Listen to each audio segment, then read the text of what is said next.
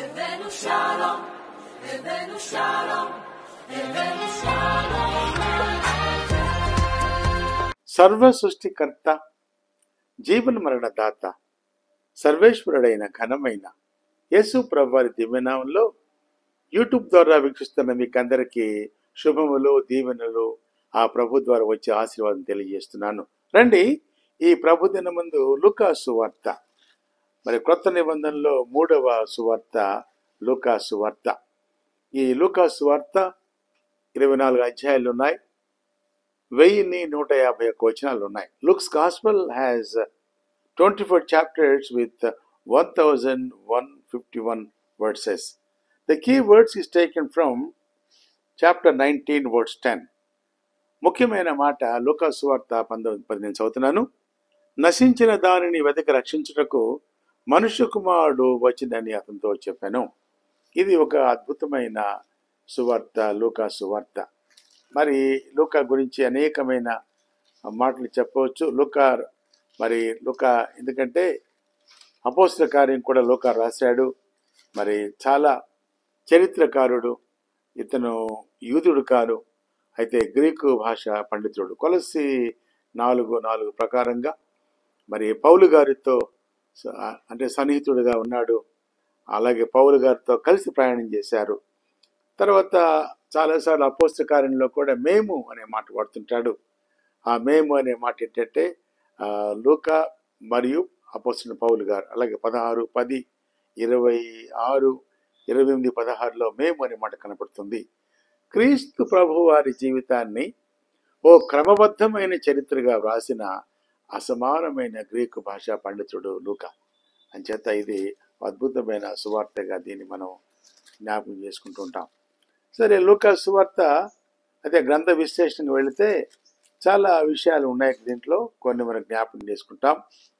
దీని యొక్క the key thought లేక మూల అంశం ఏంటంటే మనుష్య కుమారుడిగా ప్రభు అయిన యేసుక్రీస్తు వారు, lord Jesus Christ as son of man, మనుష్య కుమారునిగా లోకానికి వచ్చిన ప్రభువారు యేసు ప్రభువారు. ఎందుకంటే చాలా ప్రపంచంలో, లోకంలో అల్పసంఖ్యంగా ఉన్నవారు, తర్వాత బాధల్లో, కష్టాల్లో, దుఃఖంలో, వేదనలో సామాన్యంగా ఉన్నవాళ్ళు, వాళ్ళ గురించి రాసిన సువార్త లూకా సువార్త. మత్తయి సువార్తని రాజుల సువార్త అంటాము, మార్కు సువార్తను శిష్యుల సువార్త అంటాము, లూకా సువార్తను పేదల సువార్త అంటాము, యోహాను సువార్త అందరి సువార్త. సరే, గ్రంథ విశ్లేషణకు వెళితే దీనిలోని కొన్ని ముఖ్యమైన మాటలు మనం గుర్తు చేసుకుంటాం. లూకా సువార్తలోని మరి ప్రత్యేకత ఏంటి? దాదాపుగా 7 విషయాలు ఉన్నాయి. మొట్టమొదటిగా చూస్తే ఇది ధ్యానపూర్వకమైన సువార్త, లేక ఇంకా స్పష్టంగా చెప్పాలంటే దేవుని సార్వత్రిక కృపను వివరించిన సువార్త. ఈ మాట జాగ్రత్తగా గుర్తుంచుకోండి. God's grace has been explained explicitly in the Luke's Gospel. 2:32, 3:6, 24:7 ఉంటుంది. దేవుని సార్వత్రిక కృపను అద్భుతంగా వివరించిన సువార్త. రెండో విషయం ఏంటంటే మనుష్య కుమారుని సువార్త. పేదల పట్ల, దీనుల పట్ల, బహిష్కృతుల పట్ల ప్రభువు చూపించిన సానుభూతి కనబడుతుంది. దీంట్లో చాలా విషయాలు ఉన్నాయి సువార్తల్లో. పేదలైన శిష్యులు 6:20, పాపంలో పట్టబడిన స్త్రీ 7:27, మగ్దలేని మరియ 8:2, సమరయ్యులు 10:32, సుంకరులు అలాగే పాపులు 15:1, భిక్షుకుడు 16:20-21, కుష్ఠరోగులు, మరణించబోతున్న దొంగ, ఇలాగా సామాన్యులు, బహిష్కృతులు, పేదవారు, సమాజంలో ఎన్నిక లేని వారి గురించి వ్రాయబడిన సువార్త, ఏకైక సువార్త లూకా సువార్త. మూడో విషయానికి వస్తే ఇది ధ్యానపూర్వకమైన సువార్త. ఈ మాట జ్ఞాపకించుకోండి. The gospel of Luke emphasizes on devotion and on prayer. ప్రార్థన గురించి వ్రాసిన అద్భుతమైన సువార్త ప్రార్థన. అర్ధరాత్రి వచ్చిన స్నేహితుడు 11వ అధ్యాయం 5-8లో అది కూడా ప్రార్థన గుర్తుగా ఉంటుంది. తర్వాత 18వ అధ్యాయము మొదటి 8 వచనాల్లో అన్యాయస్తుడైన న్యాయాధిపతి మాటిమాటికి దేవునికి భయపడినవాడు, లోకానికి భయపడినవాడు, ప్రజలకు భయపడినవాడు, న్యాయాధిపతిగా ఉన్న అన్యాయాధిపతి ఒక విధవరాలు వెళ్ళి మాటిమాటికి వెళ్ళి గోజాట్టం చేత న్యాయం తెలుస్తుంది. దానికంటే శ్రేష్టమైన న్యాయాధిపతి మన ప్రభువారు. కాబట్టి వాక్యం వింటున్న ప్రియ సోదరుడా సోదరి, ఇది ధ్యానపూర్వకమైన సువార్త. మాటిమాటికి వెళ్ళితే నీ ప్రార్థన ఆలకించే దేవుడు, నీ ప్రార్థన అంగీకరించే దేవుడు మనకున్నాడు. కాబట్టి ఈ ప్రభుత్వం ముందు ఇది జ్ఞాపం చేసుకోవాలని ప్రార్థన చేస్తున్నాను. తర్వాత మూడోది ఏంటంటే, మరి ప్రార్థించిన పరిసేయుడు సుంకరి. కాబట్టి ప్రార్థనకు ఎక్కువ ప్రాధాన్యత. 18వ అధ్యాయం 9:4. నాలుగో విషయం ఏంటంటే, క్రీస్తు ప్రభుని ప్రార్థనలు, క్రీస్తు ప్రభు వారు కూడా ప్రార్థన ఎక్కువగా ప్రార్థన చేసిన సంఘటనలు లూకాసు వార్తలో వ్రాయబడ్డాయి. పాట వింటున్న నీవు ఈరోజు ప్రార్థించావా? నీ జీవితంలో ప్రార్థన ముఖ్యంగా ఉందా? ప్రార్థనను విస్మరిస్తున్నావా? ప్రార్థనలో కొనసాగుతున్నావా?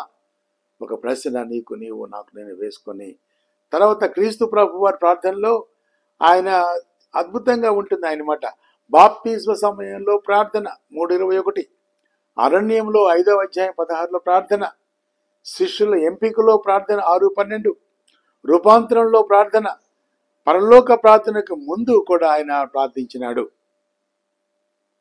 5వదిగా చూసుకుంటే ఆనందము ఆరాధన. ఈ సువార్త అంతా కూడా ఆనందము ఆరాధనతో ముడిపడి ఉందని జ్ఞాపకం చేసుకుంటాం. చూస్తుంటే లూకా సువార్త అంతా కూడా ఆరాధన. మరి చెప్పాలంటే అనేకమైన ఆరాధనలు ఉన్నాయి. మొదటి అధ్యాయంలోనే ఎలిజబెత్ చేసిన ఆరాధన, ఆశీర్వాద ఆరాధన, ఎంత చక్కని మాట అండి. తర్వాత లూకా సువార్త 1:46లో మరియమ్మ తల్లి స్తుతించిన ఆరాధన, తర్వాత 1:67 జకర్యా ఆరాధన, 2:14లో దూతల ఆరాధన, తర్వాత సుమియోను ఆరాధన, 6వదిగా అన్న యెరూషలేము విమోచకుడు ప్రార్థన. ఇలాగా ప్రార్థనతో ఆరాధనతో స్తుతితో సంకీర్తనలతో లూకా సువార్త వ్రాయబడింది. నా ప్రశ్న ఏంటంటే, ఈరోజు నీవు ప్రభుని ఆరాధించావా? ఆయన ఆరాధనలకు యోగ్యుడు. నీ ఆరాధనలు నా ఆరాధనల పైన, నీ స్తుతులపైన నా స్తుతులపైన ఆయన ఆసీనుడై ఉన్నాడు. కాబట్టి ఈ ఉదయకాలమున లేచిన వెంటనే నువ్వు ఆరాధించావా, స్తుతించావా, ప్రార్థించావా, పూజించావా, కొనియాడావా? ఒక ప్రశ్న వేసుకుంటాం. అద్భుతమైన సువార్త, ఆరాధన సువార్త. తర్వాత మరి ప్రభువారు చేసిన ప్రార్థనలో మరి పేతురు కోసం ప్రార్థించాడు 22:22. తర్వాత గెత్సెమనే వనంలో ప్రార్థించాడు 22:44లో. సిలువపై కూడా ఆయన ప్రార్థించినట్టుగా చూస్తున్నాం కదండి. తర్వాత 6వ విషయం ఏంటంటే, ఇది స్త్రీల సువార్త. Luke's gospel is called as the gospel to the woman, the poor woman, the destitute woman, the neglected woman. Mariyamma తల్లి ఎలిజబెత్ గురించి వ్రాయబడింది, మరియా మాతల గురించి వ్రాయబడింది. 23:20 అంటాడు, యెరూషలేము కుమార్తెలు అనే మాట వాడతాడు. తర్వాత చాలాసార్లు కూడా స్త్రీల ప్రస్తావన జరిగింది. 2:37లో, 4:26లో, 7:12, 18:3, 21:2. కాబట్టి స్త్రీలకు ప్రాముఖ్యత ఇచ్చిన సువార్త లూకా సువార్త. 7వదిగా చూస్తే సామాన్యుల సువార్త, నీ సువార్త నా సువార్త. సామాన్యంగా ఉన్న నీవు నేను యేసు ప్రభువును నమ్ముకున్నాం కాబట్టి అసమానులుగా మార్చబడ్డాం. The ordinary people have become extraordinary people for his Kingdom.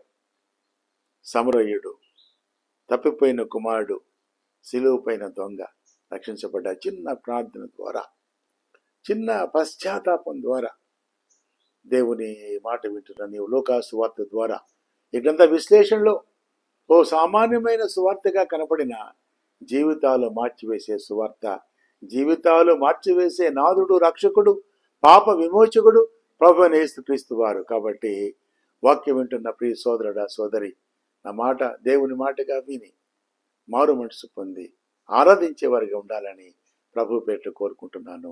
దేవుడు మనల్ని దీవించును గాక. ప్రార్థించుకుంటాం. అత్యంత మహాకృపగల తండ్రి, మా ప్రేమ గల నాయన ప్రభువా, మా దేవా, లూకా సువార్త ప్రభువా, దాసుడు లూకా గారు లూకా సువార్త అపోస్తల కార్యములు మరి థియోఫిలా అనే ఘనుడుకు అంకితం చేశాడు తండ్రి. మీ జీవిత విధానాన్ని చరిత్రగా స్పష్టంగా ఎంతో ప్రభువా విశదీకరిస్తూ రాసిన మహానుభావుడు తండ్రి. ఆ మాటలు, ఇది ప్రభువా పేదల సువార్త, ఇది నాయన స్త్రీల సువార్త, సామాన్యుల సువార్త, దొంగల గురించి వ్రాయబడిన సువార్త, మారు మనసు పొందాలని చెప్పిన సువార్త, సామాన్యులు, సమరయ్యలు, పాపులు, సుంకరి తండ్రి ప్రభువా ఎంతో మంది వాక్యం ఒక చిన్న ప్రార్థన నువ్వు చేసుకుంటే ప్రభువా వింటున్నవారు యేసు ప్రభువా నన్ను క్షమించు అంటే క్షమిస్తారు. యేసు ప్రభువుని ఆహ్వానిస్తే ప్రత్యక్షమవుతారు. కాబట్టి లూకా సువార్త ద్వారా కొన్ని ఆత్మలు సంపాదించమని తండ్రి ప్రభువా మా యొక్క వాక్యము తండ్రి మా ప్రయాస ప్రభువా వ్యర్థం కాకుండా వాక్యం వింటున్నవారు మారు మనసు పొందేవారిగా, మారు మనసును పొందిన వారు పరిశుద్ధులు సంపూర్ణులుగా మార్చమని వందనాలు తెలియజేస్తూ యేసు ప్రభు నామములో ప్రార్థించి అడిగి వేడుకొంచున్నాం తండ్రి. ఆమేన్, ఆమేన్, ఆమేన్. తండ్రి, కుమార పరిశుద్ధాత్మ దేవుని సన్నిధి, సహాయము, సహవాసము, సమాధానము, సమృద్ధి, సంతోషము మనకు, మన బిడ్డలకు, ప్రభు బిడ్డలకు మన జీవితకాల పర్యంతము తోడయుండును గాక. Shalom and blessing to all. దేవుడు మనల్ని దీవించును గాక.